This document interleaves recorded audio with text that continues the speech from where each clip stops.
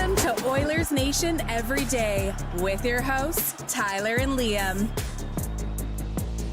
The Oilers going for 3 in a row against the hottest team in the NHL. Liam, thoughts? Jay? No? Just me. Let's get into it with the lead. We are live on the Oilers Nation YouTube and live from the Sports Closet studio. Check them out online at sportscloset.ca. 3 locations in the Edmonton area. We're also a presentation of Bet365. Download the app today. Use the promo code NATION. Whatever the moment, it's never ordinary at Bet365. I am running without a co-host today on the show, but that is just fine. We got a couple of great guests joining us throughout the program today, including our first one in about 15 minutes time. A new friend of ours, Savannah Huemoeller, covers the Dallas Stars from Dallas, and that's who the Oilers are playing tonight. Savannah will join us in about 15 minutes time. We'll get set for things from a Dallas perspective, find out just what Glenn Gullitson's got going on in the Big D that's got this Stars team running the way they are. They have not lost a game in regulation since January 22nd. Granted, the Olympic break makes that a little bit longer of a stretch of hockey, but still, they are 12-0-1 in their last 13 games. Their only loss came to the Colorado Avalanche in a shootout last Friday. They are very, very, very good, but we'll talk to Savannah about the Dallas Stars in a little bit. We're still going to do our Bet365 Game Day Betting Challenge. Landon Ferraro, who works with our friends over at Sports 1440 and for Sportsnet out in Vancouver. He'll join us at 12:45. We'll get his take on the way the Oilers' new additions to the lineups have been fitting in. And then Zach Lang at 1 o'clock to wrap up the show. Zach will swing by and give us a few takes on the Oilers' lines, and we'll talk about some outside stories around the NHL as well, including a pretty funny one out in Ottawa. I don't know if you missed this. Somewhat significant. If you remember a couple of years ago, the Ottawa Senators traded Evgeny Dadonov to the Anaheim Ducks, but they did not properly check or document Dadonov's no-trade clause. It was a whole mess. It was the Dadonov trade to the Vegas Golden Knights. The subsequent voided trade in 2022 was between the Golden Knights and Ducks. Basically, the Senators didn't properly transfer over his no-trade list or some shit like that. Very confusing, but basically, the punishment that the NHL had initially thrown down on the Ottawa Senators was that they had to fully forfeit their first-round pick in 2026. It seemed like a pretty harsh punishment, I would say, but that's what they were rolling with. In the years that followed, the Senators' ownership changed. Michael Andlauer took over, put his hand up and said, whoa, whoa, whoa. It's not my fault that the previous ownership and previous management regime did all of this. Why am I paying the punishment? And today the NHL somewhat reversed that decision. The Senators are not going to have to fully forfeit their first-round pick, but they are locked in to select 32nd overall in the first round. They also had to pay a fine of $1 million, and that fine is also in Canadian dollars, I would add. So it feels like they let everything the NHL does is in US dollars, and yet this punishment randomly is in Canadian dollars. So Michael Andlauer, with some shrewd negotiating, gets himself somewhat out of a pretty tough punishment. It was weird. It was weird. But we'll talk about that more with Zach. The YouTube chat, you were all, in a way, my co-host today, I suppose. Yes, Liam is missing. Aaron is here as well behind the scenes. I'm here too, folks. And we got a fully loaded show today. Those are 3 unbelievable guests, Ty. Yeah. Let's give it up for Ty and his guest-getting ability right now. Yeah, okay? the Twitter DMs and text asking other people for phone numbers and all of that. Please come on the show. Please come on the show. Please come on the show at work today. Also, it is worth mentioning, today is a Capital GMC Buick game day here on the show. Check out their extensive inventory of top quality vehicles like the 2026 GMC Terrain Denali or the 2026 Sierra Denali Ultimate. They are Edmonton's highest volume GMC dealer and the #1 certified pre-owned dealer in all of Alberta. Also, 5 different players on the team currently drive vehicles from Capital GMC. Check them out online, capitalgmcbuick.ca. Let's get to some notes for tonight's hockey game. a lot of you wondering about the injuries on the Oilers. Do you want the good news or the bad news first? The good news. No. Bad news first. Bad news first? Colton Dach and Ty Emberson have flown back to Edmonton. Still no specifics on what those injuries are. I think we're leaning upper body on Dach. Not 100% sure on Ty Emberson. But both guys not in the lineup tonight. They have flown back to Edmonton to be evaluated further. Jarry is going to get the start, but Ingram is well enough to back up. Again, I think this is maybe a multi-pronged thing. The Ingram being good enough to back up, by the way, that is the good news in all of this. If the concussion was so bad that he couldn't work out and be around lights and all of those things that are general concerns when a guy is concussed, they probably would have had Calvin Pickard in Dallas. It's also worth noting, and let me just fact check this on the fly, but the Bakersfield Condors played a game in Texas recently, so it's not like it would have been a crazy thing to have them slide over. They play tomorrow night in Texas, so they're probably flying into the state today at some point, or driving over, however they do it in Bakersfield. So if you wanted Pickard here, you probably could have had Pickard here, but it seems like Ingram is good enough to go, but they're going to take it easy. So again, on one hand, good that Ingram is healthy enough to back up, because if the concussion was really an issue, I see someone says it in the chat, it would have been a week. So he obviously didn't have one. That is good. Jarry's going to get the start tonight. I would assume that means Ingram is going to get the ball tomorrow, because if he wasn't ready, they would have called someone up today and all of that stuff. So Mikey says, wait, so did he get a concussion? I think the answer to that is no. We do know that he was pulled by the concussion spotter in that game after Nate McKinnon ran him over. He was pulled by the concussion spotter, but even immediately following the game, Chris Knobloch did say that he feels fine. So that all good on the goalie front. I think he got yanked. It was 30 seconds left in the second period. It might have just been something where the concussion protocol with the spotter was I'm on the fence about it. I want him to sit for another 30 minutes. The timeline might have just been too rushed to actually get him back in that hockey game. So, if he's back. They had to take him off for sure because he was leaking. He also had to get cleaned up. You got to handle that up. And then, you probably want to err on the side of caution, I would say. But that is great news, folks. And Jarry's got newfound confidence. Let's go. Well, you hope, and I'll talk to Landon Ferraro about that a little bit, just because he can kind of give us the pro hockey player perspective on, again, I think it's good that Jarry was, and again, you're making the best out of a bad situation here, obviously, but I think kind of good that Jarry was just thrown right back into the fire in that game against Colorado. It's not like there was this big build-up. Now, tonight, this is a chance against a very, very, very good hockey team out in Dallas for Jarry to, I won't say fully win the crease back, but this would be a pretty big step in his game. So, again, Jarry starting tonight for the Edmonton Oilers. I saw my buddy J-Rock in the chat saying, I thought the bad news was going to be that Jarry was starting tonight. Coming off what did he have against Colorado? He stopped 11 of 12. Yeah, 9-17.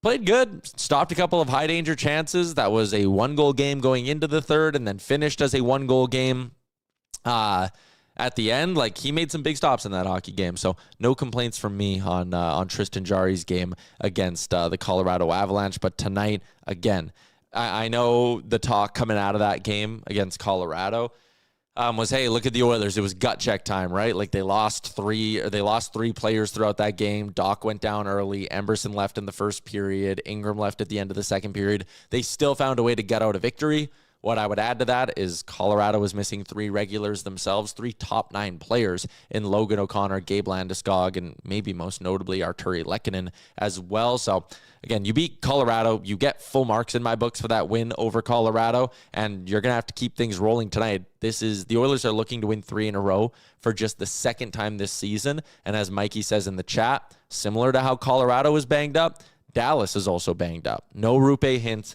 and no Mikko Rantanen tonight for the Dallas Stars. But Mikey, where I'll disagree with the second part of what you just said there, he said no Hintz, no Rantanen tonight. We should have this. But they haven't had Hintz or Rantanen since the break, I believe. And They are 6-0-1 since coming out of the break. Like I said off the start of the show, they haven't lost in regulation since January 22nd. That right there, that's a problem. That's the 7th best offense in the NHL, the 2nd best goals against per game in the NHL. It's a power play that's lethal. It's a penalty kill that's in the top half of the league. And the fact that they've gone on had a run here with some tough injuries, it's just not stopping anything. The big JD is Sagan playing. Sagan's done for the year. I'll talk about that a little bit with Savannah when she pops on, but like they're not going to have Tyler Sagan. They haven't had Tyler Sagan basically all season, and they've been fine. They're missing a lot of really, really good players, and they just really, honestly, haven't blinked once. Glenn Gullinson's done a really, really good job with this Dallas Stars team, and yeah, we'll see. Again, we'll talk more about that side of things when we get into our game preview in a couple of moments here. Ingram's good to back up. Jari's starting. Aaron, you pointed out to me before the show, he's got a 9-10 in 6 career games against the Dallas Stars. Do we? I mean, it's a good positive number.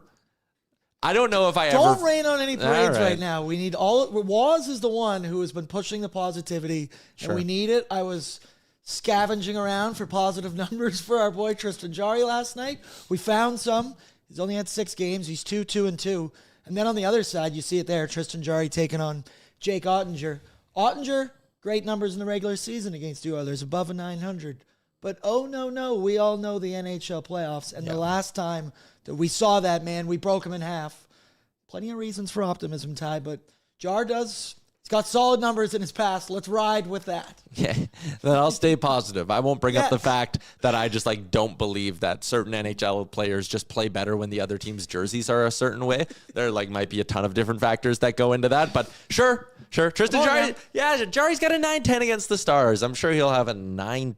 He probably needs to have a 9-10 tonight if the Oilers want to have a shot. And I see in the YouTube chat, let's continue this win streak, boys. It would be, every win is huge for the Oilers, but I think just mentally, as a team who's been behind the 8 ball kind of all season and has had to scratch and claw for wins for basically 6 months now at this point. If you can go on a run, beating Vegas was huge for what it did in the standings. I think beating Colorado is big for what it does for this team's psyche. Rattling off a 3rd straight win, no matter what happens in St. Louis tomorrow night, you're coming home from this road trip with kind of your head held high, being like, we just beat 3 really good hockey teams. That should do something for the confidence and swagger of this Oilers team. And it's an Oilers team that has not had confidence and has not had swagger basically all season. So yes, in the standings, massive opportunity tonight, especially when you look at the out-of-town scoreboard. And we'll do that all a little bit later on in the show.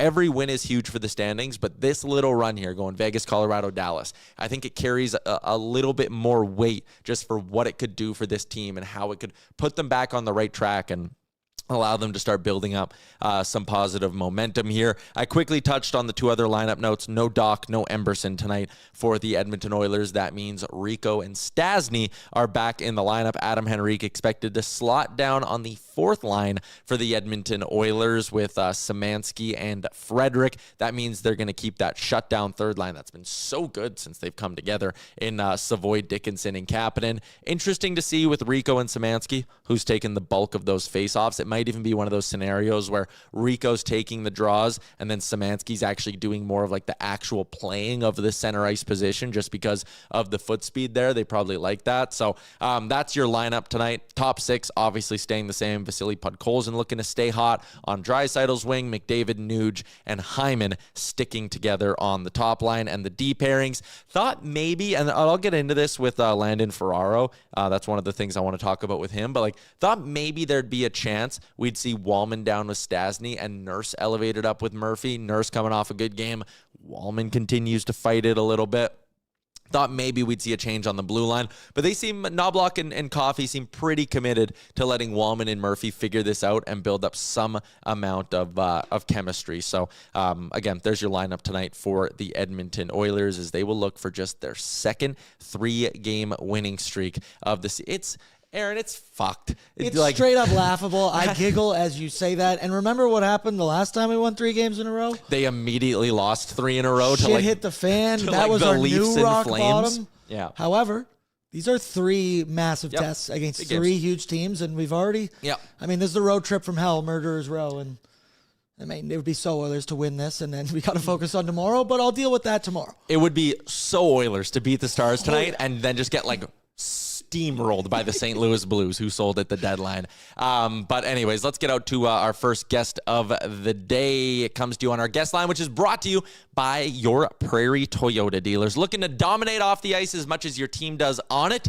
Check out the Toyota Tacoma. Its standard I-Force engine boasts an impressive towing capacity of up to 6,400 pounds. In fact, it's the most powerful Tacoma ever. So whether you're hauling gear to the rink or heading to an away game, you can tackle it with ease. The available panoramic multi-terrain view monitor gives you a live underfloor view to navigate even the toughest terrain with ease. When it's time to load up, its available power liftgate makes loading your gear in and out a cinch. Experience, power, capability, and convenience with the Toyota Tacoma.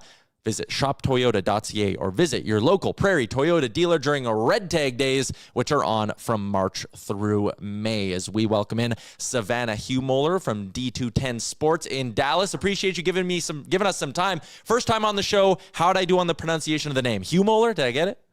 Yeah, you did great. That was perfect. Let's go. As someone who also has a mildly complicated last name to pronounce, I take a lot of pride in getting it right the first time. So that's a big win for me to start this. Speaking of wins, that's basically all the Dallas Stars have been doing as of late. I've said it a few times. They haven't lost in regulation since January 22nd. They're doing it all with big names out of the lineup. Just point blank, everything's going well for the Stars right now. Oh, it's been incredible. They're 9-0-1 in their last 10 games. They've been very well, considering the fact that they are missing Mikko Rantanen, Radek Faksa, and now Rope Hintz. So they're able to still have some of those guys be able to step up. Glenn Gulletson talked about how he's been mixing up the lines a little bit, and it gives him a little bit more flexibility not having Mikko Rantanen around and Rope Hintz to kind of move guys up and down the line to see where they best fit and make some adjustments. And so far, it's been working for the Stars. You obviously covered the team last year as well under Pete DeBoer, and listen, they were a 106-point team. Success in the regular season has never been an issue for the Dallas Stars per se, but they're on a totally different level this year under Glenn Gulletson. When you compare the way this team played under Pete DeBoer the last number of seasons and maybe how Glenn Gulletson has impacted things, how are they different this year compared to last year? They're playing a little bit more freely. They're playing outside of this box that Pete DeBoer essentially put them in. You can see so many guys being able to step up and score goals, and you're seeing a career season with Wyatt Johnston. I'd love to see him and how he shifts the puck around. Jason Robertson is one of those guys that he's able to get the puck in the net, whereas last year he didn't really get on that hot streak until the springtime. His fall was a little bit lacking in that area, and that's just based on some different coaching styles. You also have Neil Graham that's now behind the bench. He stepped up in the AHL, now gets to the bench under Glenn Gulletson. He's been great with all of the forwards, being able to let them play freely, and the coaching change seems to be working. These guys are able to shoot the puck, and, both in the forwards and your defensemen, guys are stepping up in the right places. Well, let's talk a little bit more about how guys are stepping up in the absence of a couple of key names, and you rattled them off with Rantanen and Faksa and Rupe Hintz, and I see a local guy in Sam Steele playing a little bit higher up the lineup. That's always good to see. But who are some of the guys? I mean, let's throw the Tyler Seguin injury in the mix as well. Who are some of the names that have stepped up over the last 2 weeks to kind of carry the mail? Yeah, absolutely. We've been seeing a lot of stuff from, I would say, Justin Ritskowian. He's the rookie. He's been great for the team, being able to step up in big moments. And then Michael Bunting, he's the addition, obviously, after this trade deadline. We've seen some really good things from him in the past couple of days. Adam Ernie, he's another one of those guys that's played in the NHL for quite some time, brings some experience, a lot of physicality. He's actually leading the team in hits right now, so he's been outstanding. And of course, you have your other guys, Jason Robertson, Wyatt Johnston, Maverick Bourque, and they're on that top line right now. So that's what you can expect to see tonight when the Oilers are here in Dallas. What about, you mentioned Bunting there really briefly. Tyler Myers, the other new name that the Stars acquired at the deadline. And we'll maybe talk more deadline here in just a moment. But how's Myers fit in early on here with the Stars? It's been great. He's actually been put on that bottom six pairing with Leon Bischel. So that's been really interesting to see because they're the two tallest guys probably in the league pairing together. Mm-hmm. And you can see that is going to be very effective for the Stars defense as far as what they're doing. I'm excited to see how that holds up against the Oilers tonight. But they've been a pretty good duo for the past couple of games just playing together.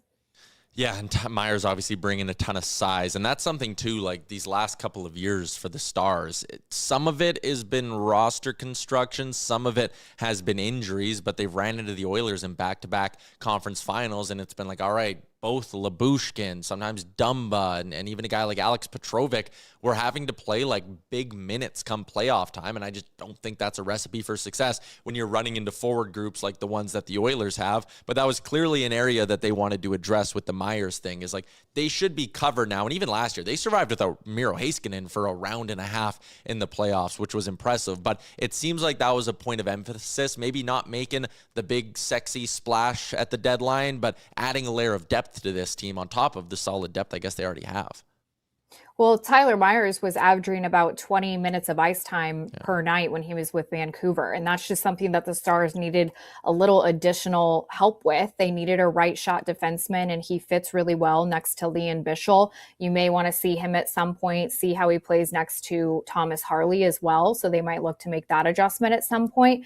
But so far, so good. We like the Tyler Myers trade up to this team. And then Michael Bunting, we're excited to see what he can do for the Stars forward group in that depth area as well. Yeah. Earlier in the week, I mean, the Oilers have gone through kind of like a gauntlet here of really good teams. They had the Avs earlier, and I had Jesse Montano on and just kind of asked him, like, everything's going so well for Colorado, but like, give Oilers fans some hope. What's an area of weakness that they can maybe exploit with the Avs? And I think there's a similar question to be asked right now with this Stars team, where everything seems to just be going so well, but give the Oilers fans watching this show something for tonight. What's one area where maybe the Stars have struggled or where they could be exploited tonight? You know, I haven't been seeing a lot of success on the power play as of recent, just in the last few games since the break. And given the fact that you don't have Mikko Rantanen in there, who has been such a good guy on the power play, passing things to Wyatt Johnston, that is lacking just a little bit, but the penalty kill has been very, very great for the Stars. So that could be a challenge. But then again, the Oilers power play is pretty lethal. So yeah, they're on pace to break the record for best power play percentage in a season, and it's a record that they set like 2 years ago. So again, the Oilers lackluster at 5-on-5, but their superpower as of late has still been their superpower. Big picture wise now with the Dallas Stars, you know, one of the things, at least from like an outsider perspective, heading into the deadline was, are they nervous about adding a big piece because of the uncertainty of this summer? And Jason Robertson, he's a pending RFA. He's got one more year of team control than he's a UFA in a couple of summers. But what's your read on that situation? Do you still think there's a strong appetite to make Jason Robertson a career Dallas Star? Or is that door being left open? Is that contract being left unsigned because maybe there is some hesitancy about whether or not they want to commit to him long-term this summer? Yeah, great question. And Jason Robertson has discussed the fact that he wants to wait until this summertime to have some of those discussions. He did just make a switch to a new agent that has worked with many different Stars players and has worked on those contract negotiations with Stars GM Jim Nill. So they are likely having some conversations behind the scenes, but I wouldn't expect anything to go down until this summer. You would want to see if Dallas wants to make Jason Robertson a long-term Star, but what is he going to ask for is the big question, and can the Stars maybe be able to fit that in their budget, given the fact that they did commit to Mikko Rantanen long-term at that $12 million price? It is going to be a little tougher with those conversations for Jason Robertson.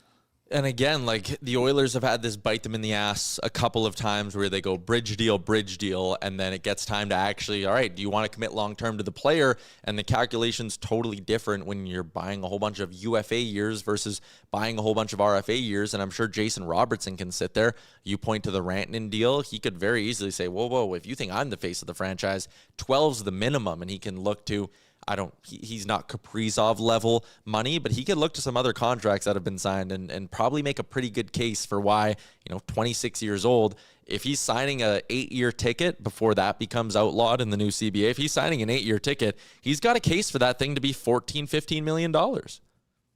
Without a doubt. So he is definitely going to be asking for a good amount. He's leading the team in points right now. He's been leading the team in goals for such a long period of time this season. Obviously, he didn't make the Olympic team for Team USA, unfortunately, but Jason Robertson is such a steady player for the Dallas Stars. It would be a huge loss if they were to get him out of that locker room. But again, what is the asking price? Last one, I guess, here, like they're in such a different spot compared to pretty much any other team in the league where like they're still kind of chasing down the Colorado Avalanche for that top spot. But even with that 12-0-1 run that they've been on over the last month and a half, like they're still 5 points back of the Avs, and the Avs have a game in hand. It's going to be tough for them to climb up in the standings. It's also going to be pretty tough for them to fall down in the standings. Like we've known since Christmas, it feels like that it's Dallas, Minnesota in round one. I guess what's the psyche of not just the fan base, but like you're in the room, like what's the psyche of the players basically knowing that like you're playing out the stretch here with your fate already determined to an extent in the regular season? Really, I think right now the team's goal is game by game adjustments, see what works and fits for the team. You're likely going to get your guys back before the start of playoffs. Roope Hintz, he's probably looking right before playoffs. Mikko Rantanen, he skated for the first time on Monday this week. He's expected back probably 2.5 weeks from now. But if you're likely preparing for Minnesota, they just know that they need to win games, and hopefully you can keep that second seed and start your playoff round at home. Or potentially if you do fall to that third seed, go on the road. I think that also could luck out for the Stars. They have not won primarily in that first round game in several seasons now. So that's one thing for the Stars that they could look at. Savannah Huemoeller, you can find her on Twitter at Sports Savvy, covers the Stars for D210. Appreciate you popping on. Enjoy the hockey game tonight, and maybe we'll be chatting once again come conference final time again this season. Awesome. Thanks, Tyler. There you go, Savannah Huemoeller. Appreciate that look into the Dallas Stars, a team that is banged up, and it's a great reason why. Also, YouTube chat, we're going to have a serious conversation about you guys, because why would I ask about assassinations? I was like, no co-host today. Liam's off. I'm like, maybe the YouTube chat will give me a nice, insightful question. And I'm reading Franz Ferdinand is my third favorite assassination ever. It's Lance absolute Kane's utter giving us nonsense. Top 4 assassinations in the chat. Come on, guys. You guys are ridiculous. Fucking YouTube chat. She was great, though. Yeah, she was awesome. I mean, give her a follow on Twitter. Does great work covering the Dallas Stars for the last number of seasons. I'm excited to add her into the mix whenever the Oilers play the Stars. But yeah, like Aaron says, legendary lock-in. I'm trying not to laugh as I read the nonsense that Dangerswade's putting in here. Like, it's ridiculous, you guys. Those were good questions. No, they weren't. I'm glad you guys entertain yourselves. Where was I even? Oh, it's part of the reason, like, whenever the Oilers struggle, I get very annoyed when people try to throw the narrative out there that like, oh, they must be hurt right now. Connor McDavid's not shooting a lot of pucks. He's not taking face-offs. Is it possible that maybe his hand isn't at 100% sure? But like every team goes through injuries. Dallas is missing Roope Hintz and Mikko Rantanen, and they missed Matt Duchene for a stretch of games this season. Like, go down the list of guys who have not played full or complete seasons for the Dallas Stars. Go down that same list for a team like the Colorado Avalanche. They're both already at 90 points this year. The Edmonton Oilers have to play above 500 hockey if they want to get to 90 points this year. Like, they've missed Rantanen now for 10 games. They've missed Roope Hintz for 11. Tonight will be his 12th. They've missed Matt Duchene for 25 games already this season. Harley missed 12 games. Like, Sagan played 27, and he was done for the year. Pretty much every key impact player, with the exception of like Johnston and Robertson, has missed games at some point this season for the Dallas Stars, and they just keep chugging along because they actually have good depth. So, I just hate that is an excuse people use sometimes, because it's like, yeah, guys are going to get hurt. Like, that's going to happen. Good teams find a way to win hockey games, and once again, you never want, especially the amount of injuries the Stars got going, severe ones like to Sagan. But there's something to say about the word galvanized, that can galvanize a team. And remember, forgive my hazy memory around the last 2 playoffs. I try and block them out. But I think it was last season where at the end of the year, McDavid was banged up. We saw Leon a little bit banged up. And you started to see your depth guys who didn't produce for much of the season at the very end of the year start to get some momentum, get a little bit of mojo going, and then that carries into the NHL playoffs. But yes, the Oilers just need to find a way. But that Stars team, they're gettable. They're going to do their best. Glenn Gelatin was talking before the Stars game the other day about just how the new additions that they have allow him to build up this lineup a little bit differently. And listen, it's easy to look at this team on paper and kind of start to slot guys in and be like, oh boy, like they're going to be a problem come playoff time. Justin Herkoian, whose brother we talked about yesterday in our hit with Stephen Ellis, he's centering the third line right now. Sam Steele's up in the top 6, and he's done fine pinch hitting into that spot. But like when Rantanen's back, you throw him next to Matt Duchene. When Hintz is back, you maybe put Duchene on the wing in that Maverick Bourque spot, and then you slot Maverick Bourque down to the third line. So then you have a third line of Bunting, maybe Radek Faksa, and Maverick Bourque. And then that means, Justin Herkoian, Sam Steele, and one of Blackwell or Buck can sit there on your fourth line. Like, they just have so much depth, and that's going to make them a very, very tough out. And that blue line, as I touched on earlier, like Leon Bichelle is continuing to have a strong start to his career and another strong season. This is now a blue line that's very comfortably 6 guys deep, and they're if one guy gets hurt, it's Lyubushkin who's coming in as the 7, and all of a sudden Petrovic's the 8 versus last year one of Lyubushkin Nils Lundqvist also isn't in this lineup right now either. Like, they've pushed Lyubushkin down to being their number 8. In years past, he was their number 7, and then Petrovic was an injury away from being back up and had to play playoff games for him. Like, they've done a good job in Dallas of building up, not just at the top end, getting a guy like Mikko Rantanen, but finding a way to add another layer of depth. I will add, it is pretty funny to go look at the lack of draft picks that they have. They don't have a first-round pick in 2 of the next 3 drafts. They don't have a second-round pick in 2 of the next 3 drafts. They don't have a third-round pick in 2 of the next 3 drafts. Like, they have dealt a lot of capital to get to this point. They're also a team that's in cap hell. And it's actually, again, they have so many good players that it's like a good spot to be in. But if you think the Oilers are screwed cap-wise, if Jason Robertson, let's say he cuts him a deal and signs for $12 million, they'll still have to sign 1 defenseman and I think 4 forwards for $2.9 million. Like, they only have $14.9 million in cap space with 1, 2, 3, 4, 6, 7, 8, 9, 10 forwards signed. So if Robertson signs, he's 11. 2 forwards and a defenseman with whatever money's left over from the Robertson deal. So they're pretty tight to the cap. I didn't realize how lack of picks is. I'm just going to our friends at Puckpedia right here, but they got nothing. Man.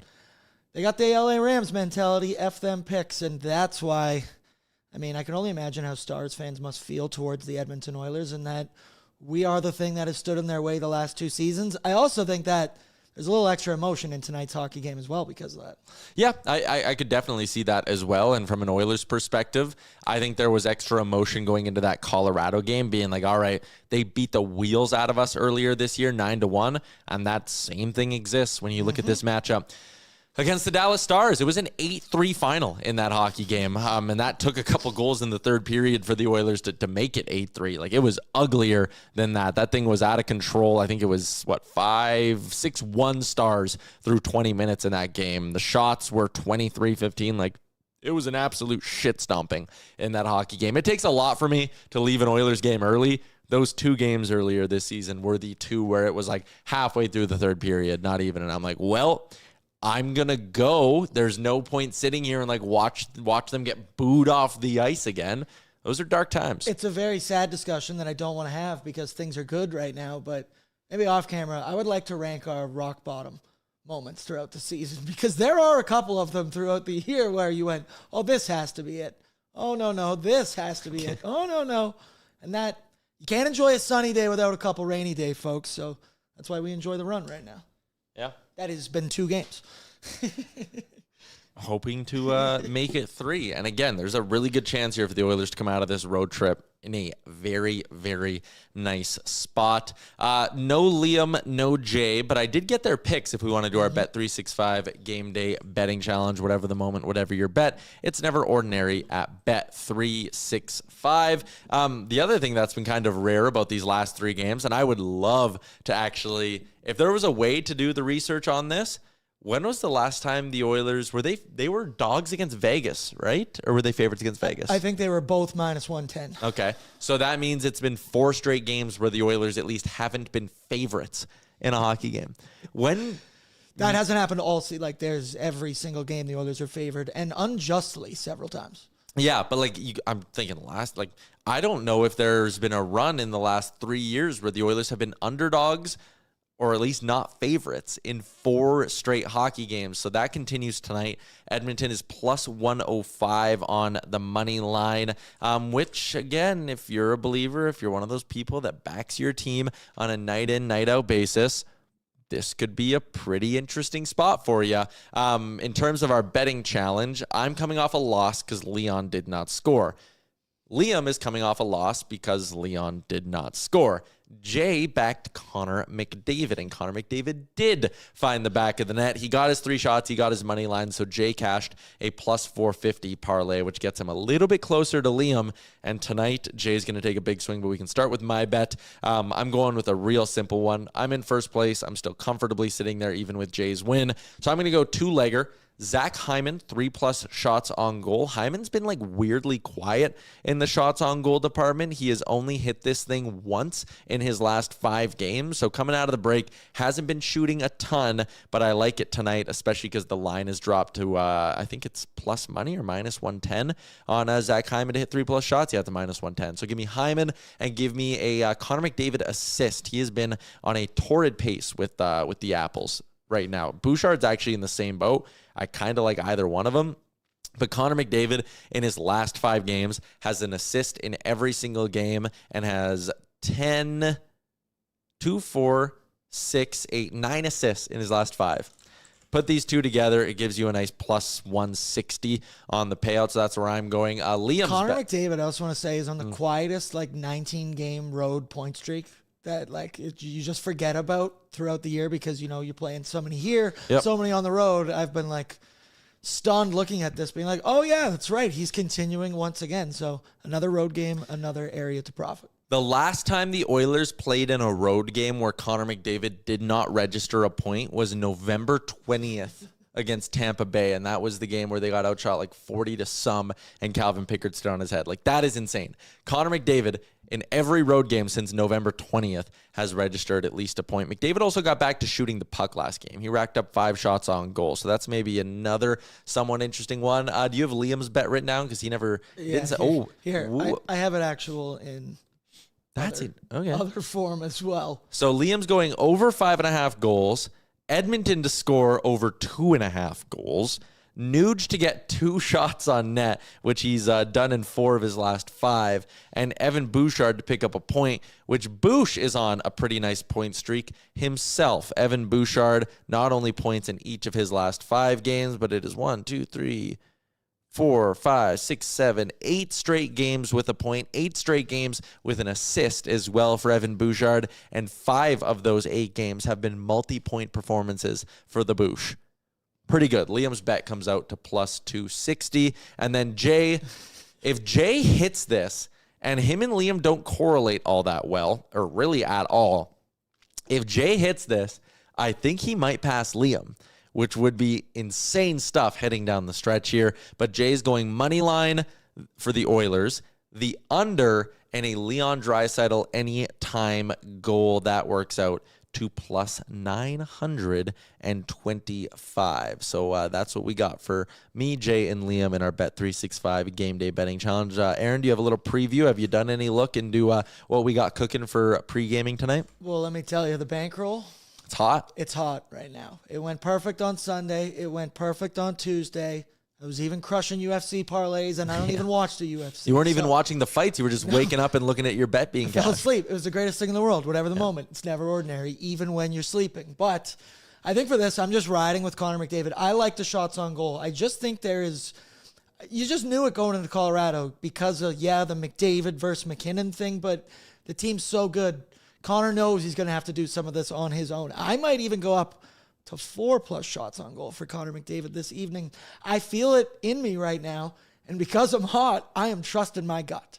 So also tune into pre-gaming. Zach Lang, who's joining us on ONE, will be with me all night long. Nice. Should be a good one. First of back-to-backs for the Oilers on a Thursday and Friday. And tomorrow's the Nation Night Out.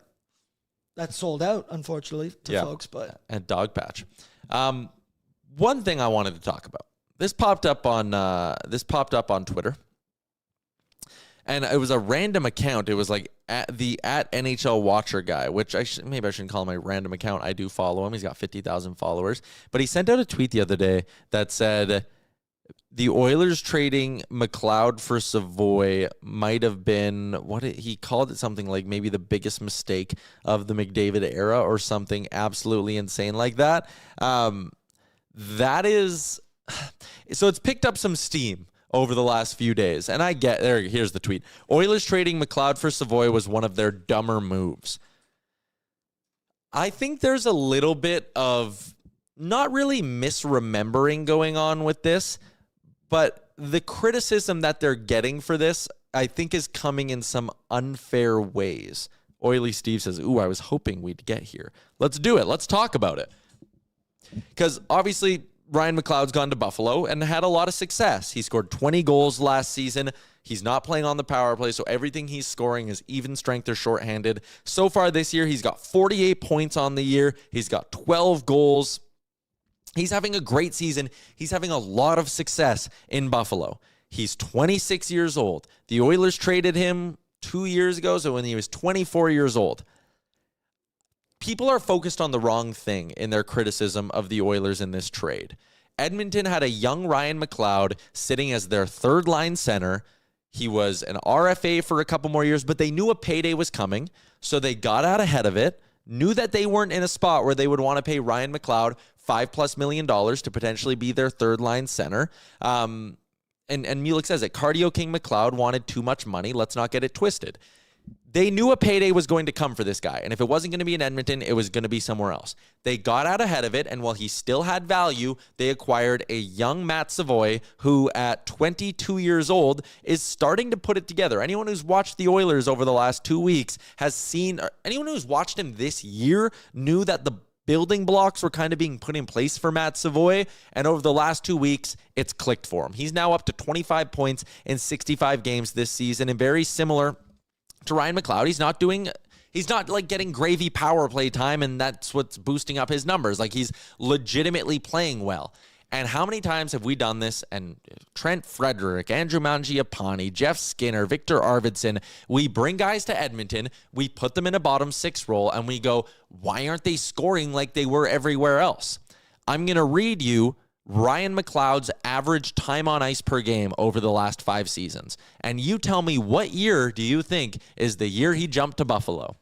12 minutes and 46 seconds, 14 minutes and 11 seconds, 14 minutes and 15 seconds, 16 minutes and 50 seconds, 17 minutes and 47 seconds, 12, 14, 14, almost 17, almost 18 minutes time on ice.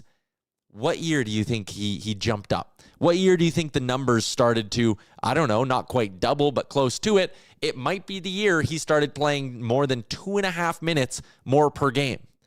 Again, he kills penalties. He's a good third-line center. In Buffalo, you can probably give him the description of being a really good middle six center because he can slot up and down. He gets a chance to play with skill. I don't think Ryan McLeod is scoring 48 points in 65 games playing on the third line for the Edmonton Oilers with Trent Frederick and whoever on his left side, because it wouldn't be Matt Savoy, because you wouldn't have acquired Matt Savoy in this instance.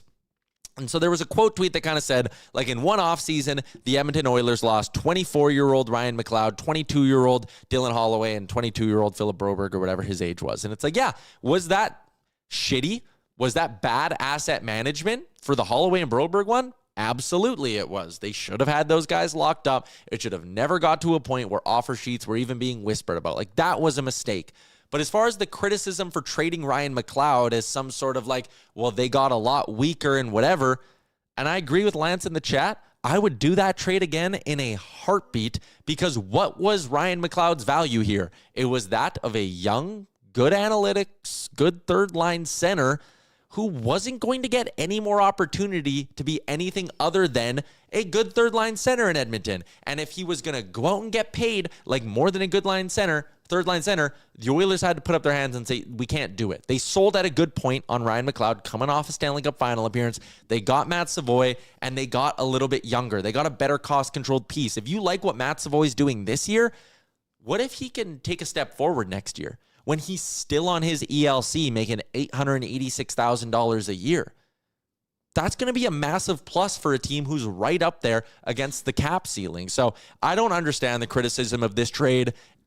In the moment, I thought it made sense because it gave them enough money to go re-sign a guy like Adam Henrique, who, in hindsight, re-signing Adam Henrique didn't work out all that well. I will admit that. I think everybody would admit that. But in the moment, it was like, okay, what's the downgrade from McLeod to Henrique as 3C?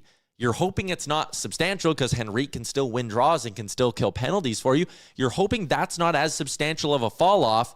And then you have this Matt Savoy piece that you're getting as a part of the deal. So anyways, I think the hindsight criticism of this, it kind of annoyed me the other day because it was people kind of taking cheap shots at the Oilers. Two things. Like, I feel we are misremembering the Ryan McLeod era.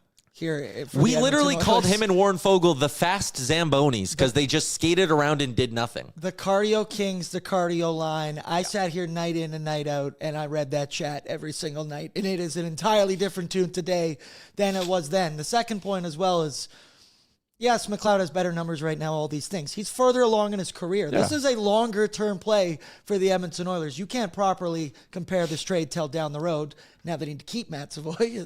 That's something apart that as well. Yeah.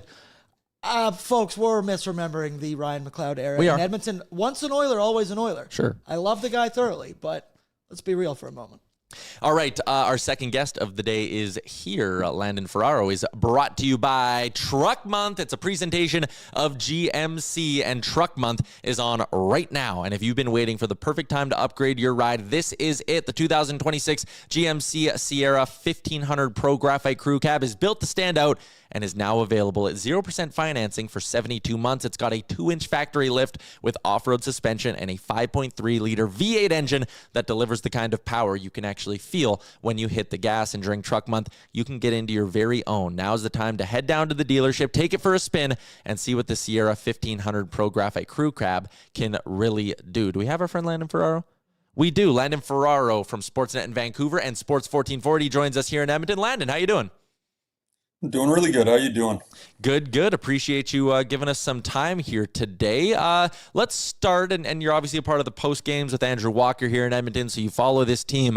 The new guys that we've gotten a chance to see over the last week, and Dickinson and Murphy. I was a fan of the two moves when they made them because I said they fit the kind of needs the Oilers had. What have you made of their early impacts on the team on the ice? Yeah, I still think that Connor Murphy is a really good fit, and I think that he's going to get better and better as he understands the system and, more importantly, the players' tendencies that are around him as well. Like, where's his bailout points? Where are guys going to be when things go wrong? Like, just all those little things. It's going to take him a few games to get to, but I really liked that part. Like, and I liked that it was done first.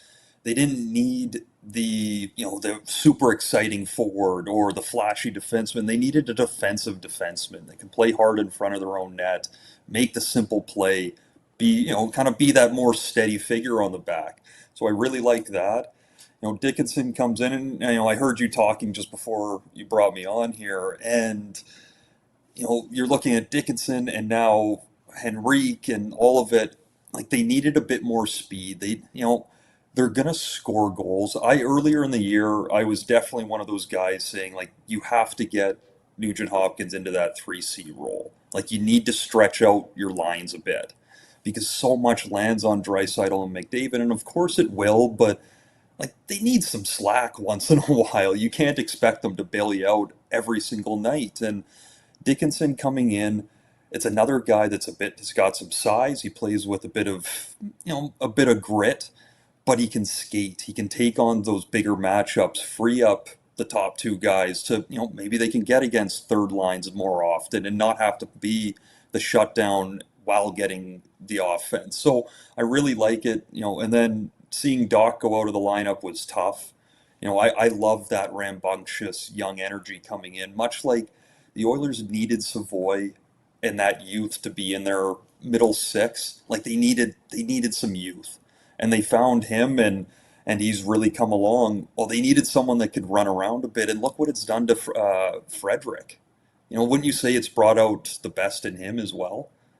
Kind of like when you bring a new puppy around an old dog, and not like Trent Frederick is an old dog, but you see the youthful puppy running around, it puts a smile on everyone's face. The old dog starts perking up a little bit, but like in all seriousness, it maybe gave that fourth line like an identity. It's like, all right, you know what, you guys, Trent Frederick, enough of this. You're in the top six bullshit here, wherever. You're on the fourth line. You and Colton Dach give us energy. And I think that's helped Freddie maybe realize his role a bit.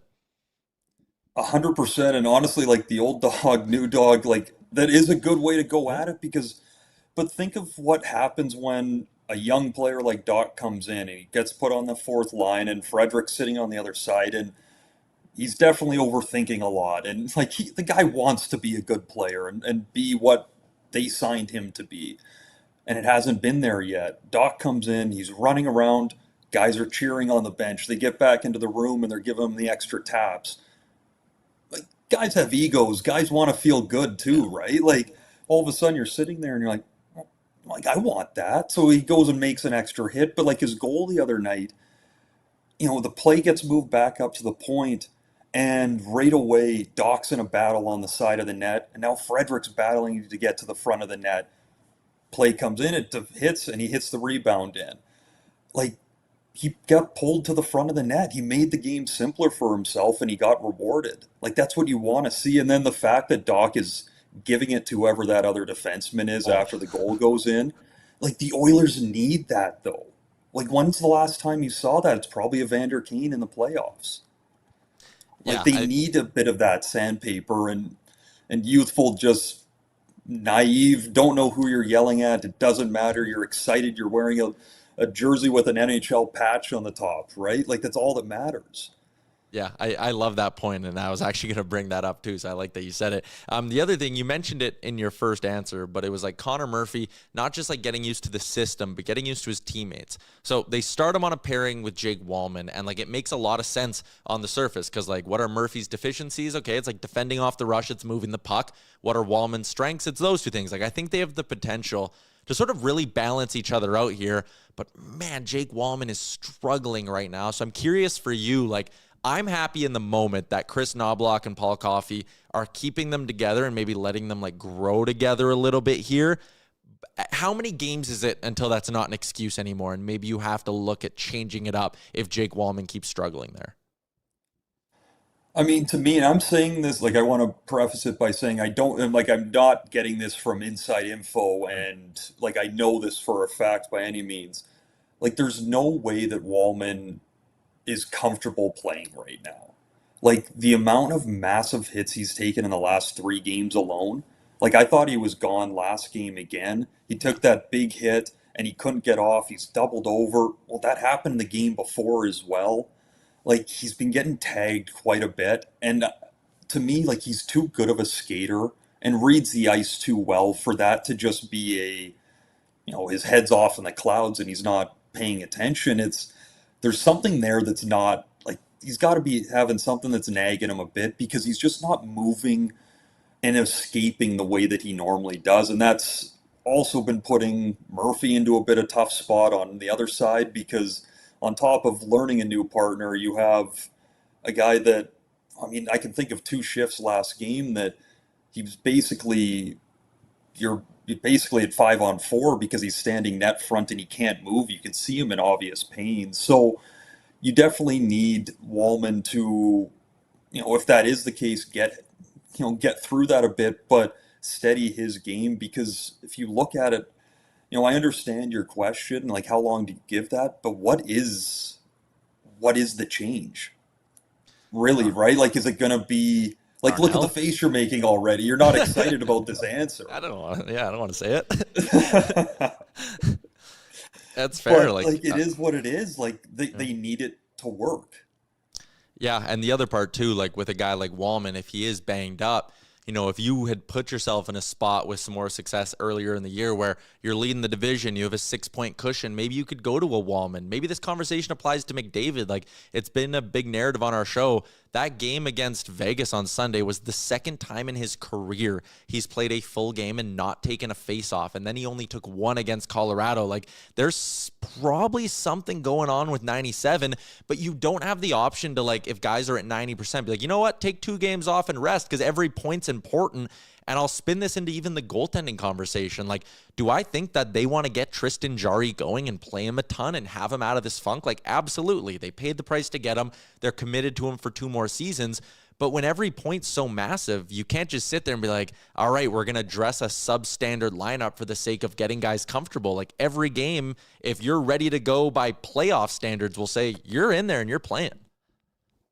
Yeah, and so this is my second season doing the pre and post. So, and really watching the games way more. And like there's 2 things for me with the Oilers that is just always just not sat well, and that's the reliance on 97 and 29, which I get. They're the best, 2 of the best players in the world, and they've proven they can do that.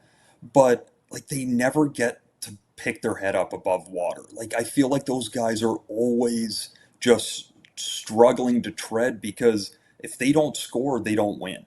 If they don't provide the defense on the tops or for the forwards as well, they don't win. Like they are having to do everything, and not only the physical part of that, but the mental side of it. They never get a night off, right? And to me, that's something that I've been talking about for the year and a half. Is like you have to find some ways to get locked in earlier, bank those points, so that exactly what you're saying, you get to this point, well, you can give Jarry 5 starts in a row, even if you tell him, hey, you can lose 5 of them. We don't care, but you're getting them. Just focus on getting better.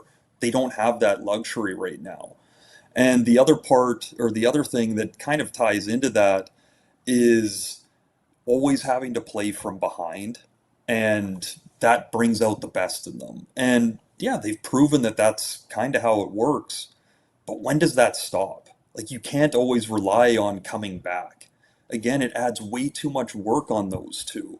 So with the additions brought in, personally, I think the forward group is about the deepest it's been in the last couple of years. If you look at like how a team should be built, lines playing their roles. I mean, you brought it up when I was talking about the 4th. You instantly go like, they have a 4th line. They have an identity.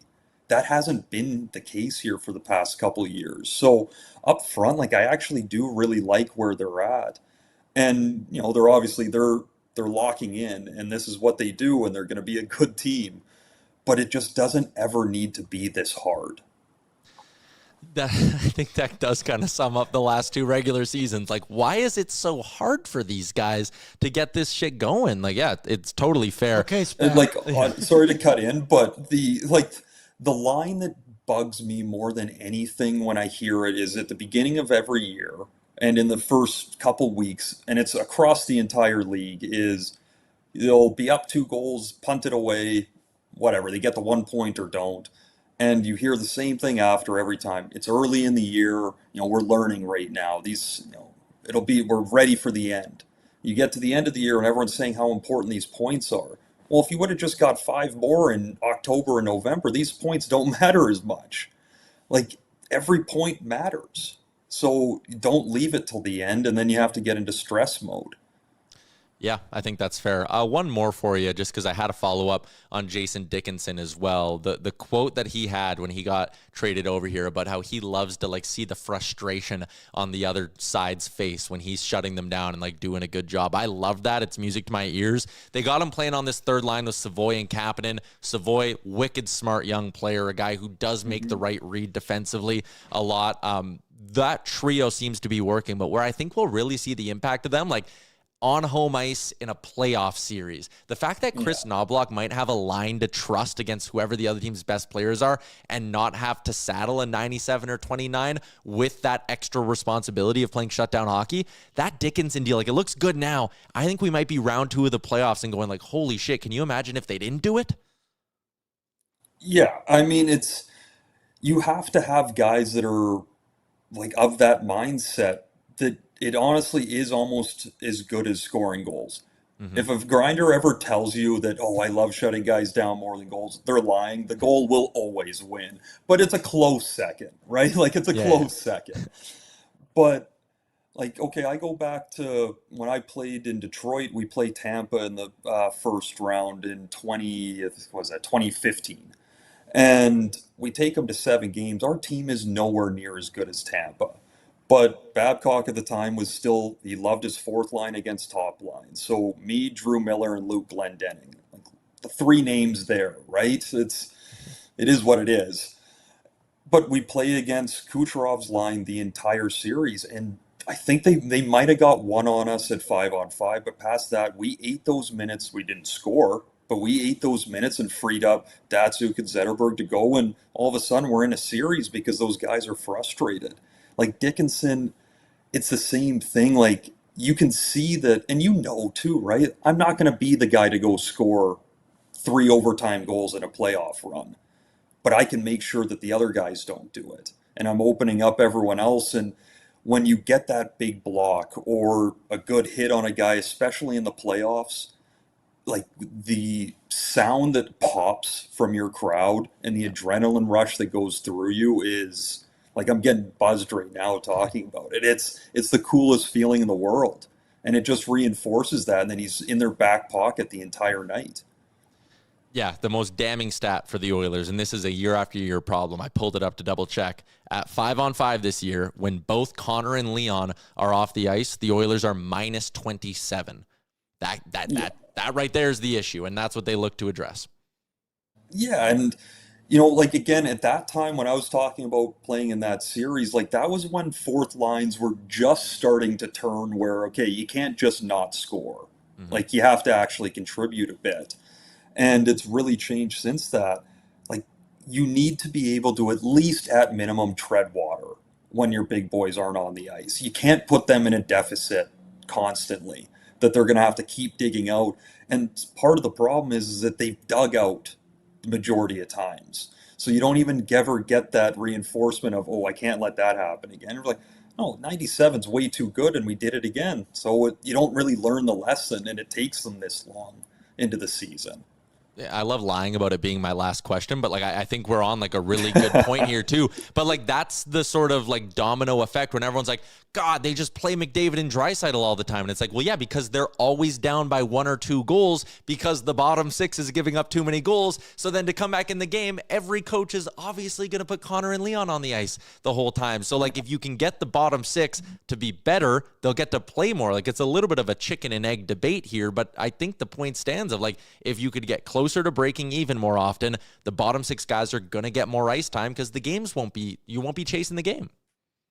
Yeah, but like, look at this as well, just off of the roster, right? Like, okay, like Savoy. That's one player. Yeah, it's in a trade, but it's a young player that wasn't here before. You get to bring that player in so they don't have to go spend money on one more player. And he comes in and he does really well, but he can't figure out how to get points. He's playing great, can't figure out that point. And he kind of keeps working at it, and all of a sudden you're sitting there and you're like, this poor kid is just like, he has no luck. And out of the break, well, going into the break, but especially out of it, he's been awesome. But like, that one young player opens up more space. Now they could go get 2 more depth guys that they haven't been able to go do because they've been trying to figure out a winger for Draisaitl, a winger for McDavid. Like, there's always been a more pressing matter at the top of the lineup, and they've never taken care of the bottom. This is the first year that they've really done it in a while. And I mean, again, I'm not going to put words in your mouth, but the first couple games from the deadline, especially with the forwards in there, like, that is a completely different looking group. It's way bigger. They skate better. They're more aggressive. Like, it's a completely different look. Yeah, absolutely. Landon, this was awesome, man. Appreciate you popping on and giving us some time. We'll do it again soon. Yeah, no worries. Thanks for having me. There you go, Landon Ferraro. You can find him Sportsnet in Vancouver. Does a ton of stuff covering the Canucks, and like he said, last couple of years with our friends at 1440 out in West Edmonton, covering the Oilers as well. And we will definitely have to do that again because he was fantastic. And the YouTube chat, I mean, you guys just keep doing what you're doing. I'm having really good intellectual hockey conversations, and you guys are still talking about who killed JFK. Lance Kane had one that just had me giggling back here. I had to DM him and let him know that sent me, man.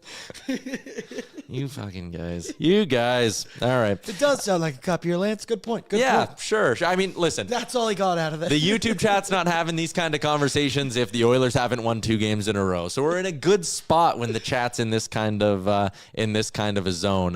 We're going to be joined by our friend Zach Lang in a couple of seconds here. As he comes in and gets sets up, let me tell you about our friends at Oodle Noodle. You can take advantage of the value menu deal and add 2 green onion cakes, 5 spring rolls, or 6 wontons to your order for just $2. You can also take advantage of their community box program, which which sends 10% of all proceeds of their signature box of the month and donate it to Sports Central, as we welcome in our friend Zach Lang from Oilersnation.com. You got Liam's banana. You're filling it admirably. Good day, mate. You walked in as I had Landon on, so you only heard the audio. Did you think it was Ray? At first I did. Father, son, duh. And I wasn't going to bring it up with him because, I'm sure he's sick of being asked about his dad. They sound exactly alike. Yeah, very similar. Very, very similar. I was definitely a little surprised at first. I was like, oh, Ray Ferraro, nice guest pool today. Yeah. I don't even know. Yeah, we've never had Ray on, but I'd love to have Ray on. Well, you got the connection now. Yeah, maybe I would keep having Landon on. He made some really good points. Appreciate him giving us some time. Appreciate you popping on. A handful of things that I want to talk about. Top 3 assassinations would be the YouTube chat won't shut up about their top 3 assassinations. I don't even know how they're ranking them, honestly. Oh, fascinating. Franz Ferdinand's come up. JFK's come up. We had a reporter on from Dallas, and they were like, ask her about JFK. She's like 5 years younger than me. I was like, I don't think she's going to give you guys an eloquent take on JFK. Listen, if we want to talk assassinations, let's talk JFK. I could sit here for hours. I've watched documentaries. After dark I've tonight, watched Zach. films. We'll save that. Oh, there we go. Perfect. That's perfect. I've actually really been big into the Abraham Lincoln assassination lately. Really? I've been watching a documentary on PBS. Ken Burns, the documentarian. He's got one about the Civil War. So I'm like 5 episodes into 8 right now. Loving it. Okay. Are there any, that one always felt to me like a pretty cut and dry one. Yeah, Is it it? was. I think so for the most part. Yeah, he was a rebel sympathizer, the guy that took him out, John Wilkes Booth. So that one was a little bit more cut and dry than things like, the JFK one.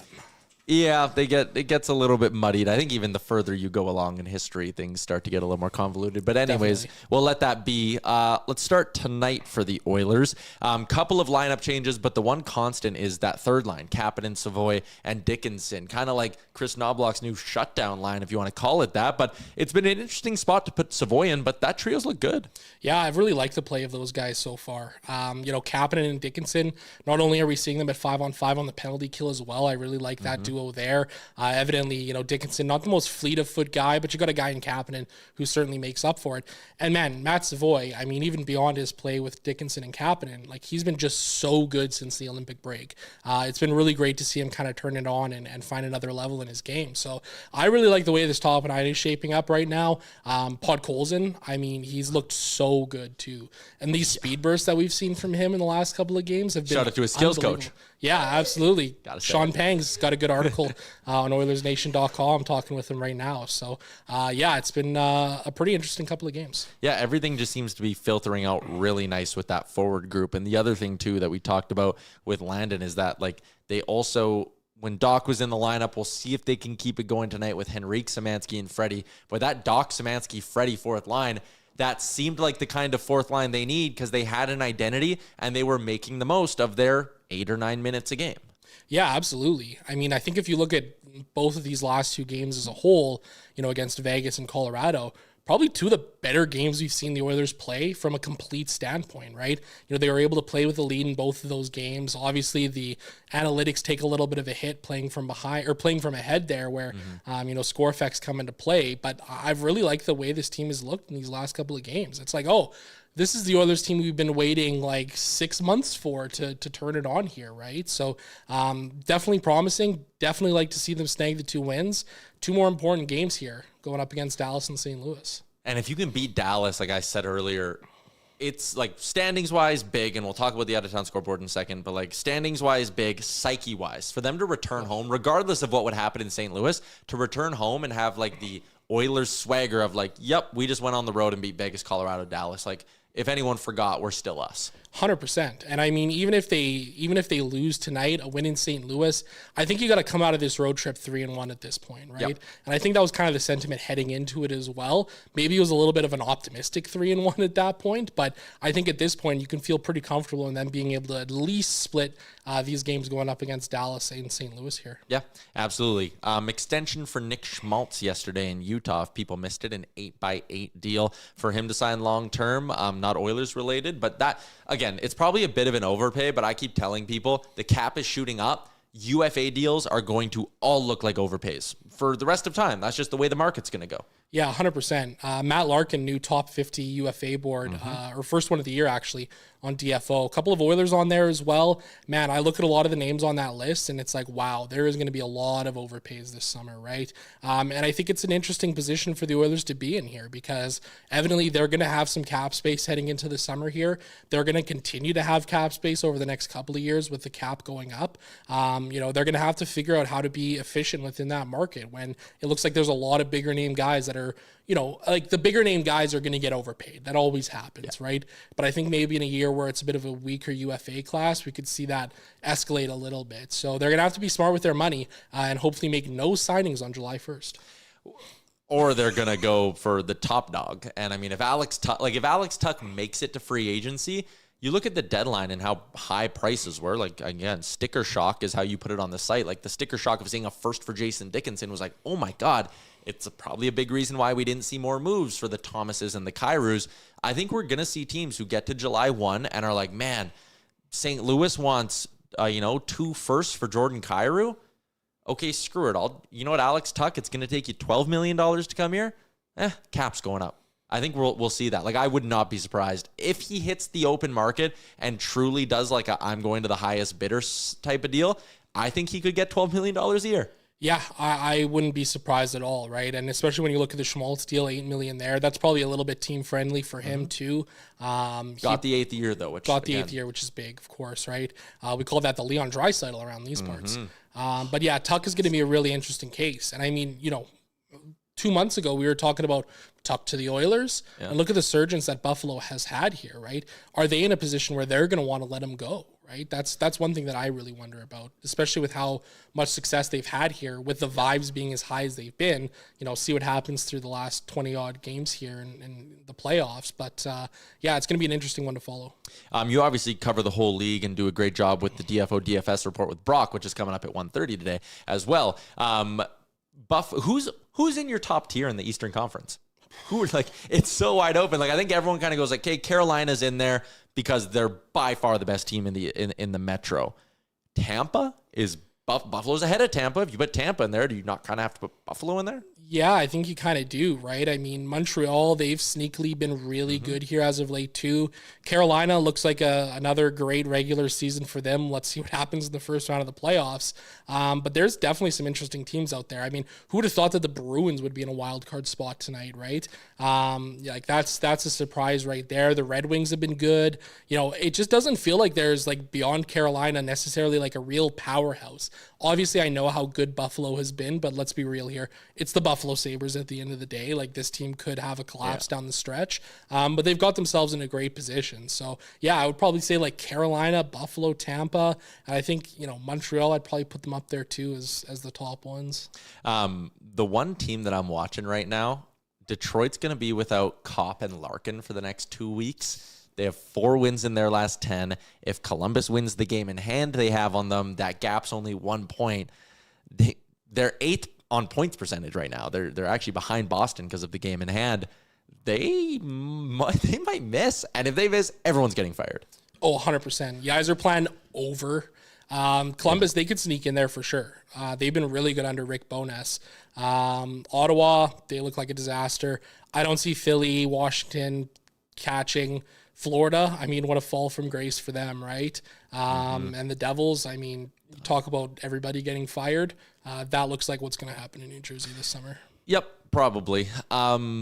We had a debate earlier in the show. Actually, no, before I get into that, since we're on league-wide stuff, then we'll get back to the Oilers. Ottawa getting their pick back. Very, very funny that the NHL was like, you know what? You're right, Michael Andlauer. You weren't here, so it's not your fault. Under that logic, Michael Andlauer should have been able to walk into buying the Sens and be like, I don't like that contract or that one, throw them out. It's also, from an Oilers perspective, kind of funny, also kind of like fucking annoying when like they had to give up those picks for Chiarelli and McLellan, even though the NHL closed that rule after they hired him. Like the James Neal thing, like why does Ottawa get the get out of jail free card? Yeah, what about Duncan Keith's recapture penalty upon his retirement too, right? That was in the CBA, and then Bill Daly just kept being like, that's not in the CBA. And everyone's like, no, we didn't, like the hockey fans didn't make it up, but they just pretended like it didn't exist just to help out Chicago or to not help the Oilers. Like, so stupid. It's really annoying, right? Kind of like a shiny new toy situation with Andlauer taking over the Senators is what I kind of feel like it is, right? Yeah. And I mean, credit on them for getting their way there, but you know, you'd think that the Edmonton Oilers maybe would have had a little more sway in the past to get some of the things done like that in their favor. I forgot about the Duncan Keith recapture because that was supposed to give them like $4 million in cap space. Yeah, it was like 4 million, 5 million or something like that. And the league just decided, granted, Ken Holland would have just like given Cody Ceci more money. So maybe it's who would, if the Oilers had $5 million to spend in free agency, who is currently in the buyout column for the Oilers if they Cody have that Ceci money? For sure. Yeah, 100%. We were doing a little debate earlier because for some reason this has come up again on Twitter. The whole like, I can't believe the Oilers gave up Ryan McLeod. And I don't know why it's popped up now. And I think some of like the outside voices that are criticizing this deal, the outside criticizing of this deal, it's pointed in the wrong spot. Like Savoy for McLeod, I would do it again. The Oilers did it because they wanted to keep Adam Henrique as their third line center, and they felt like the gap from Henrique to McLeod was offset by the fact that you're adding a piece like Savoy to your system. I still actually see that logic, but I saw someone yesterday being like, you could easily re-sign McLeod if you didn't sign Trent Frederick. And it's like, but now you're like debating a different thing, right? Yeah. Savoy for McLeod was not bad. The decisions they made with the cap savings are the problem. Hindsight's always 2020, right? And I think that's the situation, right? I also think for people who, watch the NHL, there's a real lack of NHL watchers that are out there. In terms of that's a good one. In terms of the people that are saying this, I still like the deal. Like, listen, I was a huge Ryan McLeod fan. I still am. I loved his play. I think maybe, if anything, the speed that the Oilers miss from a guy like Ryan McLeod over Adam Henrique is probably a knock there. But you look at the way Savoy's been playing as of late here, especially in this last stretch we were talking about a little bit before. He's been just so good. And he's still, 2-3 years younger than Ryan McLeod is. He's got one more year on his ELC. That's huge. That's huge for the Edmonton Oilers, right? So I still make that deal, 10 times over. And there's even people that are saying like, oh, well, the Oilers lost Ryan McLeod and Dylan Holloway and Philip Broberg in an offseason. But the Oilers picked up like Savoy, Szymanski, and Howard, who are all looking to be Podkolzin's NHL. The same age as McLeod. Podkolzin, the same age. He's 2 years younger, sorry. 15 5-on-5 goals this year, and he's as fast as Connor McDavid. I mean, what more could you ask for from a guy like Pods right now, right? So, yeah, I mean, I'm fine with it. Like, I've got no issues with that deal. There's always going to be people that are going to be the revisionist historians and, oh, they should have done this instead of that. It's really easy to be the armchair GM. This year, like McLeod's last year with the Oilers, he had 12 goals in 81 games, 30 points. This year with the Sabres, 12 goals, 48 points in 65 games, averaging 3 minutes and 32 seconds more time on ice every game. Like, that's a part of it too. And that's where the Oilers made the mistakes of looking at a Frederick who was playing 16 minutes a night in Boston or whatever it was and was scoring. And then you give him 11 minutes a night here and go like poking him with stick. Come on, do something. And it's like, well, Mangiapane, Skinner, Arvidsson, all these guys, you bring them here to play a lesser role. They give you lesser production and you throw your hands up and go, what the hell? Which is why I love the Dickinson deal. Cause it's like, they actually went out and got a guy who is comfortable in that role. Yeah, and I think that's the thing that I love about the Dickinson deal too. I mean, I'm still fine with the cost of acquisition. I think a first-round pick was totally fine, right? You're getting retention, you're getting them taking money back in Mangiapane. I have no issues with that deal. So I love Dickinson. I like what we've seen through 2 games here. Penalty kill has looked tremendous over the last 2 games as well, which is great to see. And yeah, the way the Oilers are kind of shaping up, it feels like they're in a nice spot here. And I think heading into this summer, you talk about it well there too, like finding guys to fit specific roles, right? And even with Ryan McLeod, like, yeah, he was playing 3rd, 4th line minutes and on the penalty kill in Edmonton. He's now playing in the top 6 in Buffalo, and he's getting time on the second power play unit as well. So he's getting more opportunities to provide offense, and he's doing so. And I would almost guarantee that if the Oilers played him on the second line in Edmonton for an extended period of time, we probably would have seen more production from him offensively. That year he scored 12 goals. How many of them were when they did the Draisaitl, McLeod, Foegele line?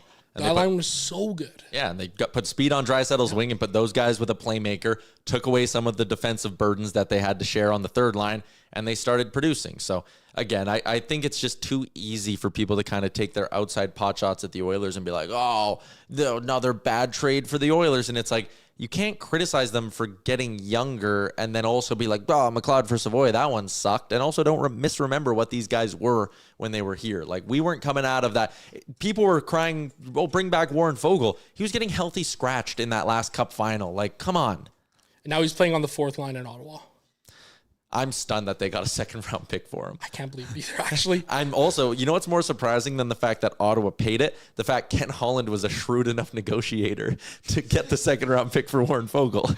That's the shocking part as well, right? And the same thing with the Panarin deal, right? It's like, come on, Ken, where the hell was that when you were in Edmonton, man? Like, when they did the Duncan Keith trade, and he was like, what do you want me to do? Get him for free? He's a Hall of Famer. And then he goes and gets Panarin, like, basically for free. And it's like, what the fuck? Oh, man. All right. One more thing to quickly do here, and then we'll let you go. Obviously, you'll be previewing tonight's slate on the DFO Fantasy YouTube with Brock. But we got to give some love to our friends at River Cree. What's happening in Edmonton is a presentation of River Cree Resort and Casino, your home for great performances. Multi-platinum Canadian country group High Valley is performing at the venue at River Cree on March 21st with their signature fusion of contemporary country and traditional bluegrass, led by founder, lead singer, and songwriter, and 6-time SoCan Country Music Award winner Brad Rempel. The group has amassed more than 500 million global streams, notched back-to-back gold singles in the U.S., and achieved multiple #1 songs in Canada, 2 gold albums, and 6 platinum singles. Doors open at 6 on March 21st. The show gets going at 9. Get your tickets at rivercreeresort.com. Must be 18 plus. One thing that has been helping the Oilers as of late, not so much what's happening in Edmonton, it's what's happening on the out-of-town scoreboard. Vegas has lost 3 in a row. It's kind of funny how everything people criticize the Oilers for, Vegas is also bad at. Preventing chances, getting goaltending. Their 5-on-5 save percentage over the last 10 games, worse than the Oilers. That's terrible. Yeah, it's been really bad. I was shocked at how bad they looked on Sunday, too. Like, they just didn't look like they were anywhere near the team that they've been the last couple of years. So, I mean, for the Oilers, the division's ripe for the picking. My Oilers to win the Pacific Division slip is looking mighty good right now, might I say. Yeah, and again, Anaheim basically the only team that's stayed competitive over the last week here as the Oilers have been involved. And tonight, as we kick off our out-of-town scoreboard look, Sharks get the Bruins, whatever. Anaheim gets the Leafs. And the Leafs I have never seen a team become so disinterested so fast. They came back from the Olympic break, and they do not give a shit. No, Austin Matthews got his gold medal. He's a champion now. Yep. That's all he needs. Yeah, what a mess out there in Toronto. I mean, even just beyond this season, like the big picture look for that organization is not good right now. But they've been shockingly bad this year. And I think Anaheim's a really interesting team. They kind of give me like 2017 Oilers vibes. It's kind of funny how they flipped, eh? Yeah, it really is. Like, I could see them getting into the playoffs, maybe winning the first round, taking a team 6-7 games in the second round, then getting bounced, and then, start to really turn into the team that they can be. But they're chalked with young talent, right? I mean, they've done a great job out there, Pat Verbeek, in building that organization. Picking up John Carlson was a absolute stunner. I still can't believe that Carlson is with the Ducks. I don't think he's played yet this year for Anaheim. I don't even know if he's in tonight, actually. I haven't looked at lineups yet or anything like that. But yeah, they're a fascinating team to watch for sure. So probably the biggest competition the Oilers have in the Pacific right now. Yeah, so we'll need the Leafs to help us out tonight. Again, they're 27, 27, and 11 this year. Just a putrid year for Toronto. Other notables tonight on the out-of-town scoreboard, Rangers in Winnipeg to take on the Jets. The Jets trying to keep their playoff chances alive. Utah hopes Chicago. Those two don't really affect the Oilers. Neither does Nashville being in Vancouver. But Pittsburgh taking on the Vegas Golden Knights tonight in Vegas. And the Colorado Avalanche, looking to avenge their loss earlier this week, take on the Seattle Kraken. So the Oilers, I think Money Puck says if Edmonton can win tonight in regulation, their playoff odds go up to 90%. If they win and both Seattle and Vegas can lose tonight, I think their playoff odds would shoot up to something like 93 or 94%. Pretty crazy considering 10 days ago they were at like 70 or something. Yeah, absolutely wild. I mean, Pittsburgh's been an interesting team too, right? No Sidney Crosby right now, but they've got a bunch of these, random... Malkin's suspended too. Yeah, Malkin's suspended too, right? Like they've still been playing well over these last couple of games without those guys. And credit where it's due to Kyle Dubas because he's starting to really build something interesting there. I mean, the guys that he's taking these shots on have really kind of been working out. Anthony Manthis having a really good year. Justin Brazeau's been really good. Yegor Chinakov up there playing on the top line. Ben Kendall, he has been tremendous for this Penguins team. So, they're definitely an interesting team here. All right, you got the DFO DFS report coming up. Then you're going to be on pre and post game with Aaron tonight as well, right, boys? Big night, 3-show day. Tune in, folks. Shout out to the 6 o'clock puck drop too. That's nice. I can't. I'm so happy about that. Especially to start back-to-backs for the Oilers. Edmonton looking for a third straight win for just the second time this season. All right, that is a wrap on a Capital Buick GMC Game Day edition of the show. Everybody in the YouTube chat, I would love to say you're tremendous, but again, 90% of our comments were about assassinations, so I'm not going to give you guys all too much credit. Tune into After tonight. Dark. I'm sure we'll dabble. I will give some love to Savannah Huemoeller from Dallas. She was tremendous. Landon Ferraro, I think we're going to try and make him a regular. I'm going to text him after this. And you, Zach, for stopping by. Head over to the Daily Faceoff Fantasy YouTube if you want to hear more from Zach in a couple of minutes. Enjoy your Thursday. Enjoy the game. We're back tomorrow, noon Mountain, with hopefully a victory edition of the show. Oil up. What's up, Nation citizens? If you enjoyed today's episode of Oilers Nation Everyday, make sure you hit the subscribe button here on our YouTube to not miss any of our content. We got you covered from interviews, insight, analysis, everything you need to stay up to date on everything around the team. Hit that subscribe button so you don't miss a video.